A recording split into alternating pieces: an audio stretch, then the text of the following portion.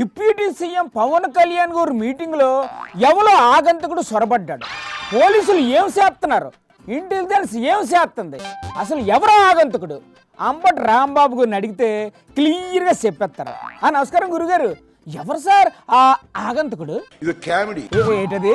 ఏంటిది? కామెడీ. కామెడీనా? ఏటా కామెడీ? పవన్ కళ్యాణ్ గారి టూర్ లో ఒక ఆగంతకుడు ప్రవేశించాడు. వామ్మో!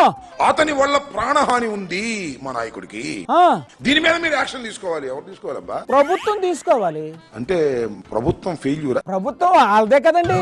అంటే డిప్యూటీ సీఎం కి సరైనటువంటి సెక్యూరిటీ ఇవ్వలేని దుస్థితిలో ప్రభుత్వం ఉందా నా ప్రశ్న. అటు తిప్పి ఇటు తిప్పి ప్రభుత్వాన్ని బలి ఇరికించేశారు కదా. వైసీపీ కార్యకర్త చొరబాటు అని పెట్టాడు ఒక టీవీలో. ఇంతకీ ఎవలత్తను? వాడెవడో పాపం ఏదో రామరాజ సిన్హా అని ఒక వీడియో పెట్టాడు, చూసారా మీరు? ఏం చెప్పాడు ఆ వీడియోలో? అయ్యా నేను పవన్ కళ్యాణ్ గారి అభిమాని అండి, ఆయన చూడటానికి వెళ్తున్నాను. చూడటానికి వచ్చి చూసి భయపడతాడు, నాకు అర్థం కాలేదు. ఏంటి అభిమానిని చూసి జడుచుకున్నారా?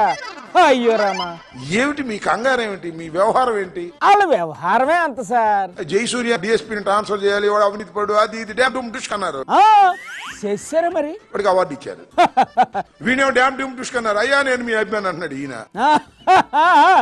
ఏంది ఈ కామెడీలు? నిజంగా కామెడీనే సార్, నవ్వాల ఏడాలి అర్థం కావట్లేదు.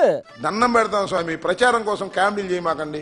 చెయ్యనివ్వండి సార్, ఎందుకు వద్దంటారు? వాళ్ళ కామెడీ చూసి కూసేపు నవ్వుకుంటారు ప్రజలు హ్యాపీగా.